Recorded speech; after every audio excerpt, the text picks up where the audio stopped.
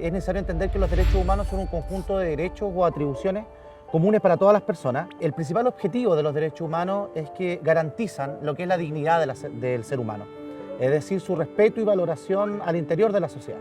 Estos derechos humanos, ¿cierto?, son universales, es decir, son para todos iguales, son inherentes al ser humano, es decir, vienen con nosotros adscritos desde el nacimiento. El que se cumplan los derechos humanos, en primer lugar, genera lo que es bienestar de la persona, ¿ya? Es decir, un desarrollo óptimo al interior de la sociedad. Los derechos humanos nos permiten pensarnos política y éticamente en sociedad, que permite regular las relaciones sociales. El cumplimiento más bien de los derechos humanos contribuye justamente a la democracia, puesto que son pilares fundamentales para que la democracia se desarrolle. Entonces, los derechos humanos permiten pensar estas formas de manifestación de la justicia, de la injusticia y las posibilidades de alcanzar igualdades reales. Entonces, ¿cierto?, nosotros como instituciones de educación superior debemos justamente tomar ese compromiso, puesto que en nosotros justamente está esa labor de formar a los profesionales para que las personas lo puedan aplicar, no solamente en su vida personal, sino que también en su ámbito laboral. Es a lo que están llamadas, y particularmente en un contexto público, las universidades estatales. Es decir, no se puede generar ni divulgar conocimiento que sin tener una perspectiva ético-política acerca de esa generación del conocimiento y del uso e impacto que éste puede tener en los distintos actores y contextos sociopolíticos. Para formar en derechos humanos hay que considerar tres grandes saberes, ¿ya? En primer lugar, un saber conceptual, un saber procedimental y un saber actitudinal. En otras palabras, hacemos referencia con esto a la necesidad de una transferencia teórico-práctica, ¿ya? Y aquí es donde cobran importancia lo que hoy en día se conoce en el ámbito educativo como metodologías activas de enseñanza-aprendizaje. Ya, la metodología activa de enseñanza-aprendizaje son aquellas que ponen al individuo, a la persona, como el centro de, en este caso, el estudiante es el centro del proceso de aprendizaje. La idea es trabajar justamente con los estudiantes y con las estudiantes lo que son, por ejemplo, trabajos prácticos, lo que son, ¿cierto?, a lo mejor casos prácticos que se puedan dar, situaciones simuladas, experiencias vividas, trabajarlos desde la experiencia para que lo logre significar.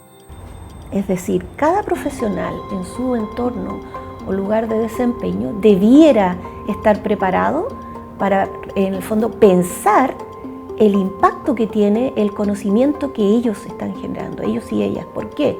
Porque va a ser desarrollado o utilizado en un contexto determinado. Por lo tanto, todo profesional desde esta perspectiva está interviniendo en la sociedad, no está fuera. Y en tanto participa de un contexto público en donde se aplican los conceptos de representación, de participación, que conforman el contexto de lo público en un espacio democrático. Entonces, ahí no hay un solo camino, porque si nosotros asumimos algunos de estos criterios previos, por ejemplo, los podemos desarrollar en las asignaturas de las carreras y quizás en las asignaturas que conectan más con las prácticas profesionales, que son transversales, uno puede ir desarrollando estos criterios. Lo primero, creo que es importante la transversalidad de los derechos humanos. Con esto hago referencia a la transversalidad justamente en toda la estructura educativa, ya directamente en su misión, en la visión institucional, ya esto también aplicado, ¿cierto?, bajado al modelo educativo de las instituciones de educación superior, bajado también eso, por supuesto, a lo que son los planes de estudio, los perfiles de egreso y las asignaturas propiamente tal. Es decir, debemos permear el tema de los derechos humanos, ¿cierto?, justamente en toda la estructura educacional.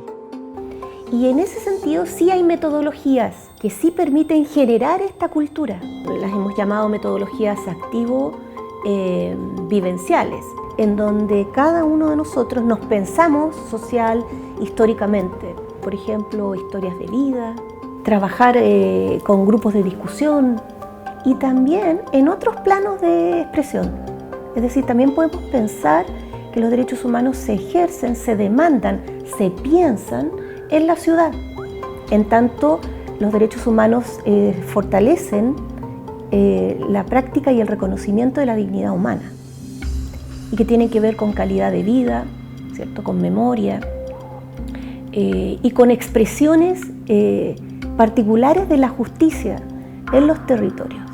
Son un referente que va íntimamente relacionado con ciudadanía, no podríamos pensarlos por separado, y que permite pensar la expresión de la justicia, la igualdad y las relaciones sociales en sentido amplio, tanto individual como colectiva, territorial e históricamente.